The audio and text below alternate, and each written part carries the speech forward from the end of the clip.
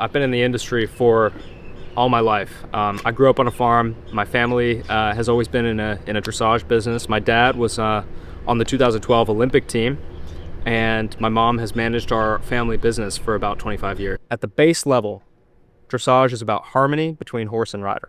Correct me if I'm wrong, but my records say you won 9 Olympic golds, 6 silvers, 9 world championship titles, 21 European championship titles. Is that correct? I think so. Oh, okay. I think so. I think it's 8 Olympic gold medals. But okay, we check it later. A lot, and it's sometimes hard to recognize yourself. You've been doing it so long. Dressage is very close to the horse. Dressage is to feel the movement as close as possible and to improve the potential and the talent of the horse in the best way you could bring it up and you could show it. This is the challenge, and this is what I really love to do.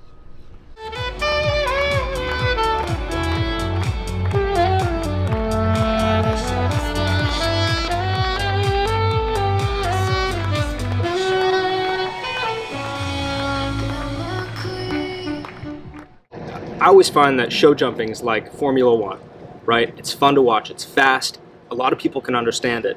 Dressage is certainly a sport, but it's a little bit more of an art form in terms of it's less easy to be interpreted. Each horse is a little bit different. It's a subjective sport, and each judge has a little bit different thoughts on the horse. This specific horse I've had since he was a 3-year-old, and that's pretty much when a dressage horse's sport career starts out. You start them very young, and you work on the basics, just working on regular gaits, the walk, trot, and the canter. Slowly you develop those gaits over time. You teach them how to do a flying change, which is basically changing the front leading leg in the canter, right? So there's right lead and left lead. That's kind of the first step in the process, teaching them balance, collection. You know, you've got your training pyramid, and first off, you want to start by getting the horse to go forward, right? So you get the horse to go forward, and then the horse has to learn contact. So you have the reins, you have just a usual snaffle bit to make a very comfortable feeling for the horse, and basically you get that horse to begin to collect. And they use all of their most natural muscles, and that's just about developing that from that point forward. You know, of course, a lot of people see the end product, which is horses dancing in the arena. You know, just like in ballet, our horses do pirouettes, they balance on the hind leg and they turn in a circle pretty much on the spot. They also learn to trot on the spot, and this is all just an extension of what we call collection. Ultimately, you'd like to train your horse to pretty invisible aids.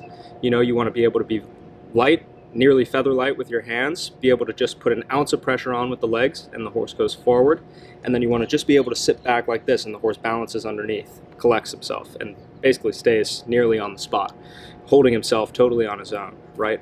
So there's a degree of self-carriage and self-motivation that these horses have to have, and that's part of the training. You have to figure out how to get the horses to love what they do, be able to do it nearly on their own with just very small input from the rider, and then go through a whole Grand Prix test, which is, you know, training at the highest level. It takes about 6 years from a 3-year-old to about a 9 or 10-year-old to learn everything that is required in the Grand Prix test, but probably another 3 years to really refine all of the movements, to make sure that you can get in that arena and just almost sit there and be so tuned up to small, refined aids that the horse knows exactly what you want just from a whisper. So what you're referring to is the Grand Prix musical freestyle. That's really at the highest level of our sport, right? So first you do your Grand Prix protocol test. Everybody does the same test. It's exactly, you know, everything is exactly in the same spot. For the freestyle, you get to design your own floor plan. You get to pick your horse's strengths and weaknesses and figure out which ones you want to display. And then, of course, the fun part is tailoring the music for the horse. Each horse has a little bit different rhythm. They're similar, but it can vary. And so, you know, when you have a great big black stallion, his music will most likely be different than a little bit of a smaller, typey mare, right? So you want to choose music that accentuates your horse's movements, is aligned with their rhythm, but also brings out sort of an emotional aspect from the crowd. My beautiful mare, Bellena, she is such a girl's girl. Her music is Gwen Stefani, Rihanna, and Beyonce, and it just fits her perfectly. And she knows it. She loves it. I always think that 100 bad rides, you have one good ride, and it makes it worth it. And I think I've just fallen in love with the daily training, and I've fallen in love with making sure that my horses are happy and healthy athletes. It's just that moment. It's no competition moment that made me fall in love with the sport and it told me that I knew that I was going to do this. It's the fact that you get to the barn at 6:30 in the morning as a professional before everybody else gets there, and you just hear the horses eating their hay, and it's just a quiet, relaxing moment. It's just everything I've ever wanted. Riding for the U.S. team is a big goal of mine, certainly, but at the end of the day, I'd really like to just ride to the best of my ability, continue my training with my horses, and if that lines up in a team environment, that's perfect. If not, then I'm really happy just continuing to train my horses and ride. Knowing Isabell for a long time, I have always found that she is just a genius on the horse. She's got so much feel, so much finesse in her riding, and it's only gotten better with with age. She can communicate with the horses in a way that nobody else can. I think that's what makes her the best. I'm here with Isabell Werth, one of the leading dressage riders in the world. How many years have you been doing this for? So I do it more or less since 35 years. So I started just as a little kid in the riding club around the corner, and I grew up on a farm with my parents, and so animals and of course horses were there. So the whole family were and is patient about horses. I'm really, really happy, and I know that it was a really privilege to grow up with on a farm with horses, and then I started a little bit with everything, a bit dressage, a bit jumping, a bit cross country, so what I could get, which horses I had, and then I got the first big chance in my life. That was to train with Dr. Schumbauma.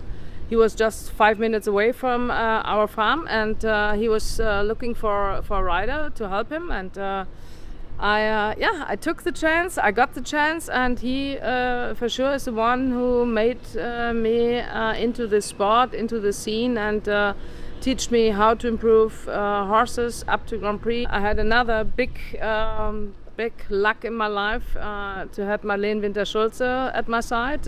She's still at my side. When do you start? If you start with a 3 years old, it needs you, I would say, 5 years to bring him on a really good, probably international level.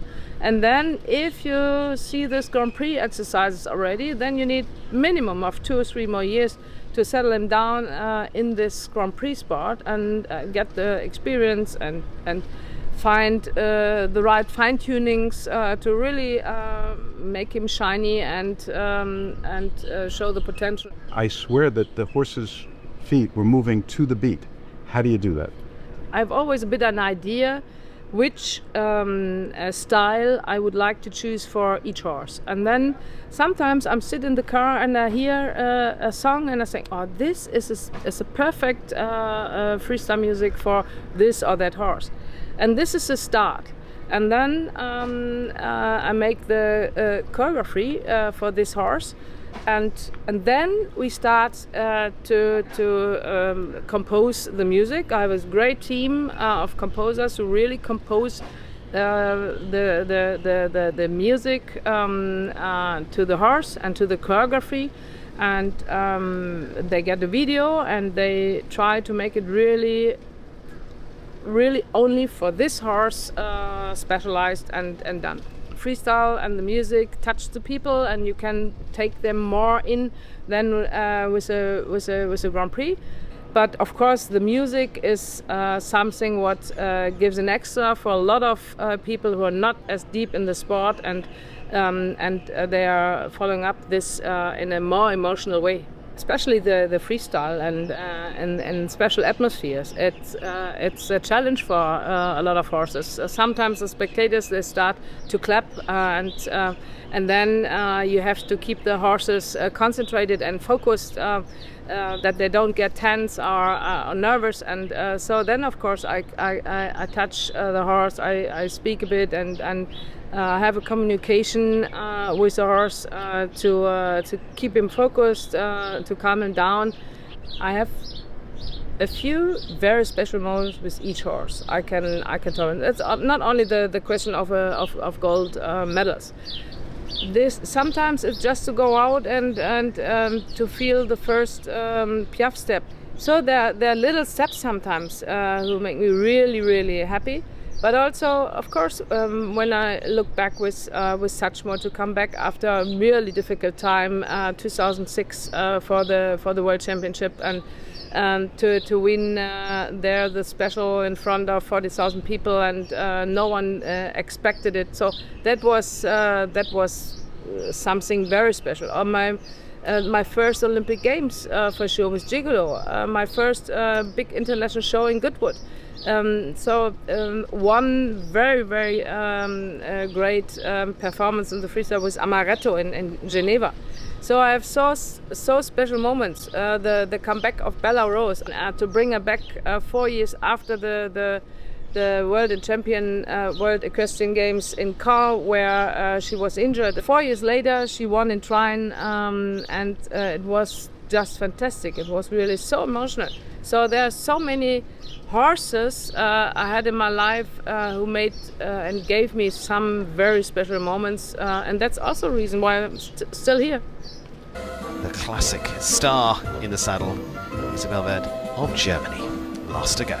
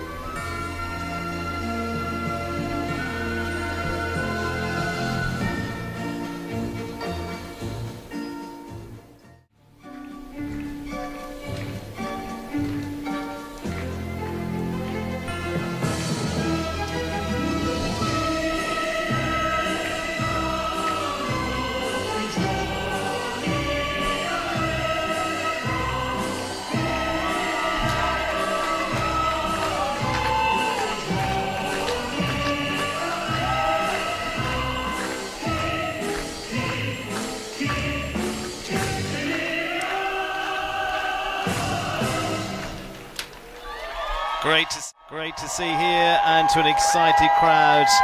A little light opera for one of the world's very best. The Queen sweeps in Isabell Werth and a special blend 3. As we said, youngest horse in the field at 11, late change of ride for her, but certainly doing her level best out here in Wellington too. I'm really thankful for this warm welcome. I got here from the first day already, so it was really great to feel, and that was very, very kind. And and then I was, of course, also looking forward to the show, and I was not sure what this evening, what Special will do, because he's not really experienced in this kind of atmospheres. And I was so happy with him. He was really focused. I made the warm up in the covered arena. And you've been down a few center lines in your life. What is going through your mind when you're coming in to the end of a test like that, where it's gone so well and the horse is really responding to you?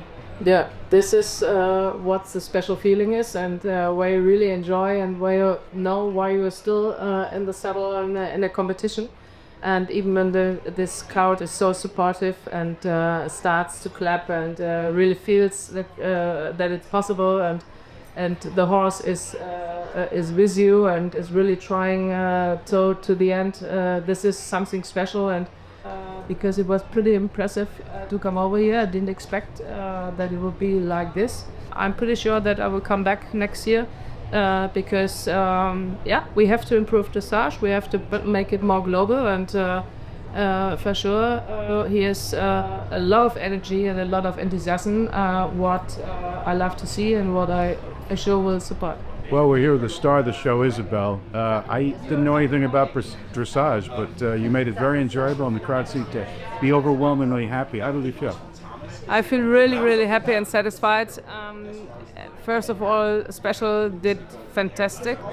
The Grand Prix already after this trip, and now the freestyle. What honestly I didn't train because it was not expected to take him here, and then I had. He was just once in the freestyle, and never he had an atmosphere like this, so I was not sure what was going on, and he was really fantastic, and I really enjoyed my ride and the atmosphere and the crowd. You're reminding me of a proud teacher with your horses as your students, and you work with them to get them to do their best performance, so to speak, and you're a partner with them. Yeah, horses, they give you every day something extra, and ups and downs, of course. But this is so different to all other sports.